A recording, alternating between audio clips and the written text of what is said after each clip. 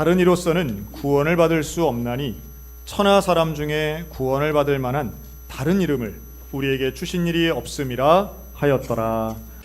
오늘은 오직 예수라는 제목으로 함께 말씀 나누겠습니다. 아마 최근 들어 이런 얘기 많이 들어보셨을 거예요. 지금 한국 사회가 탈종교화가 된다. 즉 종교를 안 갖는 사람들이 많아진다는 이야기입니다. 실제로 인구조사를 따르면 나는 아무런 종교가 없습니다. 이제 무교라고 표현하신 분이 인구의 절반을 넘어섰습니다. 그래서 이걸 가지고 이제 앞으로 미래에는 더 이상 종교가 설 자리가 없을 거다. 이제 이렇게 전망하는 분들도 있더라고요. 그런데 이렇게 제가 한번 질문 드리고 싶어요. 확실히 우리나라는 지금 종교가 없다고 얘기하는 분들이 많아지는 건 현실인데요. 전 세계적으로는 종교가 있는 사람이 많을까요? 종교가 없는 사람이 많을까요? 전 세계적으로는 절대 다수가 종교가 있습니다. 전체 인구의 한 88%는 종교가 있다고 말하고 있습니다. 대표적으로 무종교인이 제일 많은 나라, 퍼센트로 보면, 국민적 퍼센트로 보면 무종교인이 제일 많은 나라가 전 세계에서 어딘지 아십니까? 북한입니다. 북한. 그리고 공산권 국가들이 상대적으로 종교인 수가 좀 낮은 것으로 알려져 있습니다. 자, 그렇다면 전 세계의 거의 90% 가까운 사람들은 종교가 있다고 얘기하는데요. 그 중에 제일 많은 사람이 믿는 종교는 뭘까요? 기독교입니다. 전체 인구의 30%가 넘는 사람들이 기독교인으로 분류됩니다. 20억이 훨씬 넘어요. 자, 두 번째로 제일 많은 사람은 약 한 23% 정도 되는 이슬람입니다. 상당히 많죠. 그 세 번째는 뭘까요? 제일 많은 인구 있는 세 번째 종교. 힌두교입니다. 힌두교. 대부분이 인도인으로 이제 이루어지는 이 힌두교는 인도가 얼마나 인구가 많으냐 하면 지금 전 세계에서 인구 제일 많은 나라 중국이라고 하는데 중국 인구가 약 14억 명 정도 됩니다. 반면 지금 인도 인구는요 13억 명이 넘었습니다. 그래서 인구학자들은 저 조만간 정체기에 있는 중국을 뛰어넘어서 인도가 전 세계에서 인구 1위를 할 날은 이제 얼마 안 남았다 다 그렇게 다 보고 있습니다. 그러니 인도 인구가 워낙 많기 때문에 힌두교가 전 세계에 퍼져 있는 건 아니지만 상당히 힌두교 인구가 많습니다. 우리한테는 친숙한 종교라고 볼 수 있는 불교는 그에 비해서는 숫자가 훨씬 작죠. 이렇게 생각해 보면 그렇구나. 전 세계적으로는 종교 인구 참 많구나. 그러니까 우리가 보는 게 다는 아니라는 거예요. 이렇게도 볼 수 있습니다. 자, 그런데 그거는 그렇다 치고 앞으로는 어떻게 될 것인가? 여러분, 앞으로는 종교 인구가 더 많아질까요? 아니면 과학 문명이 발달하고 21세기가 되니까 더 줄어들까요? 향후 인구를 놓고 볼 때는 종교 인구는 줄어들지 않을 겁니다. 조금 전에 말씀드린 대로 인도라든가 남미는 계속 인구가 아주 팽창하고 증가하고 있기 때문에 특별히 이슬람 인구들이 늘어나고 있기 때문에 종교 인구 전체가 줄어들 가능성은 거의 없다는 게 인구학자들의 공통된 이야기입니다. 그러니까 우리가 생각하는 것처럼 이제 세월이 가면 종교가 사라질 거야 이러지는 않는다는 거예요. 여기에는 몇 가지의 또 하나 우리가 보는 그러니까 기독교인으로서 보는 시각도 하나 있는데요. 인간은 근원적으로 영원한 것에 대한 영적인 것, 영원한 것에 대한 갈급함이 있습니다. 이걸 뭐 다른 걸로도 채우려고 하고 하지만 그 참 신기한 거죠. 다른 피조물들에게는 없는 특징이 인간에겐 있다는 거예요. 예를 들면 제가 좀 좋아하는 예화이긴 한데요. 사람이 산 꼭대기에 올라가잖아요. 비행기를 타고 높은 데 올라가도 마찬가지입니다. 높은 산에 올라가서 아래를 딱 내려다보면 경치도 아름답고 멋있긴 하지만 갑자기 이런 생각이 드는 거예요. 야, 내가 왜 이렇게 아등바등 살았지? 야, 내 인생이 너무 여유 없이 산 것 같아. 산 꼭대기에 올라가서 그런 생각을 한단 말이죠. 왜 그럴까요? 인간은 자신을 돌아보는 거예요. 인간은 뭔가 영원한 것, 또 뭔가 가치 있는 것에 대해서 생각하고 자기 자신을 성찰하는 능력이 있습니다. 이게 본능 같은 건데요. 다른 동물이나 다른 피조물에는 없는 거예요. 이것을 종교성이라고 본다면 종교는 사라지지 않을 것이라고 생각해도 합리적인 사고일 겁니다. 반면 이 종교 중에 제일 사람 많이 믿는 기독교와 이슬람, 여러분 이것을 종교학자들은요, 이 두 개를 좀 합쳐서 이렇게도 표현합니다. 여기에 유대교라고 하는 종교를 더하면 이 세 가지는 아브라함 계통의 종교다, 이렇게 포괄하기도 하더라고요. 그 말은 기독교도 이슬람도 유대교도 아브라함이라고 하는 인물을 중요하게 생각하고 그 아브라함의 믿음, 또 구약 성경의 율법에 대해서 인정하는 종교라는 거예요. 공통분모가 있다는 뜻이죠. 그러나 여기에 대해 우리는 명확하게 이렇게 말할 수 있습니다. 아무리 종교 밖에서 우리를 볼 때에 유사점이 있고 또 비슷한 면이 있다 할지라도 우리 입장에서는 정말 다르다, 또한 비슷할 수 없는 가장 근본적인 차이가 있다, 이렇게 말할 수 있어요. 종교에 대해서 이런 말도 합니다. 종교라는 게 다양해 보여도 사실 지향점은 똑같은 거 아니야? 종교는 다 같은 거지. 착한 일하고 죄 짓지 않고 서로 사랑하는 거 다 종교가 거기서 거기지. 그러면서 이런 말도 해요. 내가 종교를 좀 공부해 봤는데 성경도 읽어보고 불경도 읽어보고 했는데 근본은 다 같은 거야. 이런 분들이 있습니다. 본인을 4대 성인 위에 이렇게 올려놓으시는 분들이 있어요. 하지만 여기에 대해 동의할 수 없는 것은 우리는 기독교는 다른 종교와 근본적으로 다릅니다. 그 근본적으로 다르다라고 할 때 우리가 반드시 이야기해야 하는 한 사람의 이름이 있어요. 그것은 바로 예수 그리스도인 줄로 믿습니다. 예수 그리스도는 다른 어떤 종교와 우리를 구별짓는 가장 중요한 특징이면서 근본이라고 말할 수 있습니다. 또 소위 말해 천국관에 대해 이거 죽으면 착하게 살다 죽으면 천당 간다고 믿는 게 종교 아니야? 라고 말하는 분들, 그래서 종교의 길은 다양해도 지향하는 바는 같다고 말하는 분들에게도 역시 마찬가지입니다. 만일 구원에 이르는 길이 다양하다라고 하면 예수님은 십자가를 질 필요가 없습니다. 어렵고 수치스러운 그 죽음의 십자가를 지실 이유가 없이 편하고 우아한 길, 우아한 방법 택하시면 됐을 거예요. 그러나 그렇지가 않아요. 왜냐하면 성경이 말씀하고 있는 구원의 방법은 하나밖에 없기 때문이에요. 그 구원의 방법에 대해서 구원받기 위해서는 그 인류에게 있어서 가장 심각한 문제 하나가 해결돼야 되는데 그게 바로 죄의 문제입니다. 그런데 이 죄를 해결하기 위해서는 구약 성경에서는 대속의 개념이 나와요. 무엇인가 내 죄를 대신 희생하고 죄값을 치러야 되는 거죠. 그래서 구약에서는 그것이 짐승의 피로 우리의 죄가 씻음을 받습니다. 근데 이건 한계가 있어요. 짐승 한 마리는 오직 한 사람의 죄만 해결하는 거죠. 그것도 일시적인 것입니다. 영원하지 않아요. 그러다 보니 하나님께서는 하나님의 방법으로 모든 인류를 영원토록 대속하기 위하여 택하신 방법이 바로 예수 그리스도입니다. 우리를 기독교라고 할 때 그 기독이라고 하는 말은요, 그리스도에 대한 한자어입니다. 그리스도를 한자로 기독이라고 쓰는 거죠. 근데 이 그리스도라고 하는 말 뜻은 기름 부음 받은 자입니다. 근데 구약에서 누가 기름 부음 받냐 하면 제사장이나 왕이 기름 부음 받거든요. 하나님으로부터 선택받은 사람이 기름 부음을 받는 겁니다. 예수님은 뭘로 선택받으셨느냐? 백성들의 죄를 구원하기 위해 선택받은 거예요. 예수라고 하는 이름의 뜻 자체가 백성들의 죄를 구원할 자라고 하는 뜻입니다. 즉 인류의 죄를 구원하시기 위해 하나님으로부터 선택받은 것이 예수 그리스도의 이름의 의미예요.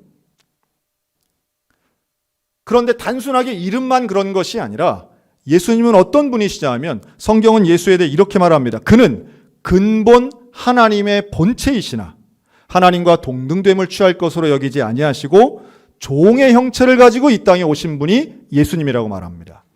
그러니까 예수님은 단순한 인간이 아니에요. 단순한 하나님이 선택받은 훌륭한 인간이 아니라 하나님과 동등한 본체라고 하는 거예요. 하나님 그 자체예요.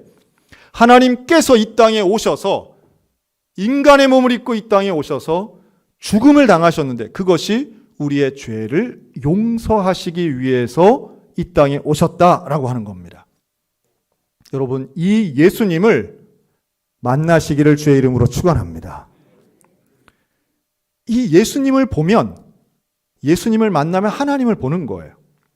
그런데 또 하나 있어요. 예수님을 통해서 나를 보기도 합니다. 인간은 스스로를 보게 되면 인간의 인생이라고 하는 게 얼마나 공허한지 몰라요. 인생은 한계가 있어요. 인간은 유한한 존재입니다. 어떤 의미에서 유한하냐 하면 아무리 잘나고 아무리 똑똑해도요, 인간은 결국 죽는다는 거예요. 인간은 죽기 때문에 한계가 있어요. 인간은 죽기 때문에 자기의 인생을 아무리 미래를 긍정적으로 본다 할지라도 결국은 죽을 인생이에요. 그래서 공허한 거예요. 그래서 인생은 허무해요. 아무리 내가 노력해도 죽음을 이길 수가 없는 거예요. 여러분, 그래서 예수님을 통해서 나를 보면 내가 나를 보는 것과 다른 나를 봅니다. 내가 나를 보면 허무한 것뿐이에요. 그러나 예수님을 통해서 나를 보면 이렇게 고백할 수 있습니다. 한번 저를 따라 하시겠습니까? 나는 죄인입니다. 여러분, 이게 예수님을 통해서 나를 볼 때에 할 수 있는 고백입니다. 참 신앙을 갖기 어려운 지점도 여기에 있습니다. 교회 와서 나는 죄인이라는 이야기를 들으면 그런 생각이 들어요. 내가 얼마나 성실하게 살았는데, 내가 얼마나 열심히 살아왔는데 내가 죄인이라니. 나보다 나쁜 사람이 얼마나 많은데, 진짜 죄 짓는 사람이 얼마나 많은데 나는 죄인이라고 인정하기 어려워. 내가 성인 군자는 아니지만 나는 죽을 죄인은 아니야. 그런데요, 예수님을 만나면, 예수를 통해 나를 보면 나의 죄가 드러날 수밖에 없어요. 왜냐하면 예수님은 거룩하신 분이기 때문에. 예수님이 나의 죄를 담당하시고 십자가에 달리셨기 때문에 그 예수님을 만나기만 하면 나의 죄가 드러나는 거예요. 내가 죄인임을 고백하는 그 순간 우리의 구원은 시작되는 줄로 믿으시기 바랍니다. 이게 회개예요. 이게 복음의 기적이에요. 내가 회개하는 것이 복음의 역사예요. 하나님 앞에 나의 죄를 토해놓을 때에, 나의 죄를 회개할 때에 하나님의 놀라운 십자가의 구원의 역사가 우리 가운데 시작되는 줄로 믿습니다. 제가 2주 전에 부활절 설교를 하면서 이런 말씀을 드렸어요. 복음서에 나오는 제자들과 사도행전에 나오는 제자들은 같은 사람인데 전혀 다른 모습으로 나온다. 즉, 복음서의 제자들은 예수님의 기적을 봐요. 오병이어도 보고 죽은 사람 살리는 것도 보고 병자를 치료하는 걸 봐요. 그래서 이런 고백을 합니다. 주는 그리스도시요 살아계신 하나님의 아들입니다. 그런데 그런 고백을 하고도 계집 여종이 묻자 나는 예수를 모른다고 부인하고 두려워서 거짓말하고 예수를 배신합니다. 이게 복음서의 제자들이에요. 베드로가 그런 거죠. 그런데 사도행전으로 넘어오면 제자들이 완전히 다른 사람 같아요. 전혀 두려워하지 않아요. 전혀 불안해하지 않아요. 누가 물어도 누구 앞에서도 예수님을 증거해요. 그리고 마치 순교의 각오를 향해서 달려가는 사람들처럼 어떤 것에도 주저하지 않고 복음을 전하는 복음의 투사, 복음의 사도가 되어 있어요. 그 차이가 무엇인가? 복음서의 제자들과 사도행전의 제자의 그 차이점에는 바로 부활하신 예수님을 만났다라고 하는 차이가 있습니다. 부활하신 예수님. 나의 죄를 위해 십자가에 달려 돌아가시고 완벽하게 죽으신 그 예수님께서 3일 만에 다시 살아나셨는데 이 부활하신 예수님을 만나고 제자들의 태도와 인생이 완전히 달라집니다. 여기에는 3가지 정도의 의미를 요약할 수 있는데요. 첫째는 부활하신 예수님을 만났다는 것은 하나님의 신실하심을 경험한 거예요. 즉, 구약에 하신 말씀이 진짜였네. 아, 예수님이 돌아가시기 전에 우리에게 하셨던 그 말씀, 내가 죽을 것이고 내가 다시 살아날 것이라고 하는 말씀이 진짜였네. 하나님의 약속은 분명히 이루어지는구나. 하나님의 말씀은 신실하시구나. 하나님의 말씀은 변함이 없으시구나. 여러분, 이것을 부활하신 예수님을 통해 믿게 됩니다. 이 믿음은 더 이상 변함이 없는 믿음이고 이 믿음은 어떤 고난이나 유혹이 와도 달라지지 않는 확신의 믿음이었는 줄로 믿습니다. 오늘 우리에게 있어야 할 믿음이 바로 이거예요. 우리는 부활하신 예수님을 만나야 할 이유가 바로 여기에 있어요. 고난이 오면 배신하고 떠나고 실망하고 저주하는 그런 상태가 아니라 어떤 고난 앞에서도 흔들림 없는 확신의 믿음은 부활하신 예수님을 통해서만 가능한 거예요. 두 번째는 이 부활하신 예수님 이렇게 말씀합니다. 나는 부활의 첫 번째 열매다. 첫 번째 열매라고 하는 건 뭘 전제로 하느냐 하면 두 번째 열매가 있다는 걸 전제로 하는 거예요. 그럼 누가 두 번째 열매겠습니까? 저와 여러분이 예수 부활의 두 번째 열매인 줄로 믿습니다. 사도들이 그걸 믿는 거예요. 아, 예수님이 정말로 죽었는데 진짜로 살아나셨네. 그리고 이것이 최초의 부활이긴 하지만 마지막 부활이 아닌 우리도 부활하겠구나. 여러분, 나에게도 부활하겠구나라고 하는 믿음이 있으면 미래에 대한 소망이 생기는 것입니다. 이게 놀라운 소망이에요. 사람이 왜 공허한가? 죽음 때문에 공허한데 이 죽음의 권세를 이기는 부활의 소망이 있으면 어떠한 어려움이나 고난과 두려움을 극복하고 이겨낼 수 있는 줄로 믿습니다. 이런 소망이 있었던 거예요. 우리가 인간이요, 절망하는 이유는 이러면 죽을 것 같아. 그러면 절망하는 거예요. 그런데 이러면 살아날 것 같아. 그러면 소망을 갖는 거예요. 살아나는 거죠. 예수의 부활은 우리의 소망입니다. 미래에 대한 소망이 됩니다. 내일도 살아가야 할 이유가 되는 거예요. 우리가 오늘을 견딜 수 있는 근본적인 이유는 예수 그리스도의 부활입니다. 그런데 예수님의 부활은 우리에게도 임하는데 그것은 지금 있는 우리 그대로의 모습으로 부활하는 게 아니에요. 여러분, 예수님이 부활하셨을 때 분명히 제자들의 눈에 보이기는 했지만 육체도 있지만 전에 있었던 육체와는 다른 분이었습니다. 장소에 별로 구애받지 않으시고요. 또한 사람들이 볼 때 아주 신비로운 존재로 부활하신 거예요. 이것을 영광된 존재라고도 말할 수 있겠고 하나님 나라의 온전한 상태라고도 말할 수 있습니다. 즉 우리가 앞으로 경험할 부활이라고 하는 것은 하나님 나라에 들어가는 거룩하고 영광된 존재로 부활하는 거예요. 우리가 지금 이 육체같이 병들 수 있고 약할 수 있고 이런 초라한 몸의 부활이 아니라 가장 온전하고 영광된 존재로의 부활을 의미하는 겁니다. 여러분, 이 부활이 오늘 저와 여러분의 인생 가운데 소망되시기를 주의 이름으로 축원합니다. 자, 이런 사람들, 즉 확신과 소망에 대한 믿음과 소망이 있는 사람들이 모여서 만든 공동체가 초대교회였어요. 이 사람들이 모이니까 당연히 부활에 대한 확신이 있었고요. 예수님에 대한 확신이 있었던 거예요. 그리고 이들이 모였을 때 더 이상 두려운 게 없고 아까운 게 없는 거예요. 사명이 명확하고 미래에 대한 소망이 명확하니까 이제는 사랑을 나누게 됩니다. 사랑을 실천하게 됩니다. 그래서 이 공동체, 초대교회 공동체는 사랑의 공동체가 될 수 있었던 거예요. 다시 말해 예수님의 부활이라고 하는 것은 우리의 인생에 있어서 믿음과 소망과 사랑을 주는 거예요. 여러분, 이것이 기독교입니다. 우리가 믿는 기독교는 십자가에 달리셔서 나의 죄를 사해 주신 그 예수를 통해 나의 죄를 깨닫고 회개를 하는 것이고 부활하신 예수님을 믿음으로 내 인생의 소망을 찾고 그 예수님의 사랑을 가지고 실천함으로 앞으로 부활 후에 영광된 존재로 영원히 예수님과 살 것을 믿는 영생의 공동체가 우리 기독교요, 교회요, 신앙의 공동체인 줄로 믿으시기 바랍니다. 우리는 단순히 이 땅에서 내 자잘한 문제를 해결하는 것으로 끝나는 걸 비는 무속 공동체가 아니에요. 우리는 타종교와 무엇이 다르냐라고 하면 우리에게는 예수 그리스도가 있는 겁니다. 우리는 예수 그리스도의 부활이 있는 것이고 여기에 대해 사도 베드로가 고백한 것처럼 오늘 말씀에 있는 거예요. 다른 이로서는 구원을 받을 수 없나니 천하 사람 중에 구원을 받을 만한 다른 이름을 우리에게 주신 일이 없습니다.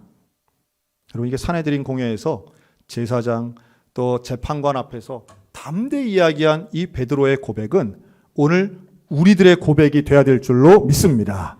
우리가 전해야 될 이름은 예수 그리스도인 거예요. 우리가 구원받은 근거는 예수 그리스도이신 거예요. 십자가에서 그 사랑을 대속의 은혜를 이루셨고 부활을 통해서 죽음의 권세를 이기신 그 예수님이 오늘 저와 여러분을 구원하신 줄로 믿으시기 바랍니다. 여러분, 이 구원의 감격을 가지고 복음을 전하는 인생을 사시기를 축원합니다. 그리고 이 부활의 능력을 가지고 소망 가운데 사시기를 축원합니다. 우리는 절망 가운데 살아갈 사람들이 아닌 거예요. 우리는 죄의 권세, 죽음의 권세에 지는 사람들이 아닌 거예요. 우리는 예수님과 함께 영생의 복락을 가지고 이 땅에서 능력과 사명 가운데 살아갈 사람들이라고 하는 말씀입니다. 제가 처음에 우리 종교에 대해 말하면서 우리 대한민국은 탈종교화가 일어났다 이렇게 얘기했는데요. 근데 제가 보는 견지에서는 본인의 종교가 없다고 동그라미 치시는 분들조차도 사실은 제가 볼 때는 새로운 종교를 믿는 사람들이 더 많은 것 같아요. 여러분, 종교는 다른 게 아니죠. 자기가 가장 중요하게 여기는 가치, 또 거기에 나의 돈이나 나의 생명이나 모든 걸 걸 수 있는 게 종교라고 한다면, 여러분, 요즘 우리 대한민국 현대인들의 새로운 종교는 돈인 것 같아요. 돈. 이미 돈이 사람 위에 올라가 있는 지는 오래된 것 같고요. 갈수록 돈을 섬기는 사람들은 얼마나 많은가. 종교가 없다고 이야기하지만 여러분, 그 돈이 종교 아니겠습니까?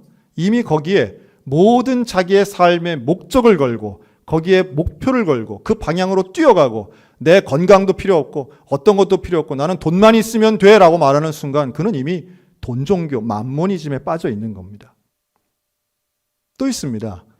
과학이나 의학도 그 자체가 나쁜 건 결코 아니지만 그것을 신봉하기 시작하면 거의 종교처럼 믿는 분들도 분명히 있죠. 여러분, 내 생명을 맡긴다면 그게 이미 종교의 범주 안에 거의 들어가는 거 아니겠어요?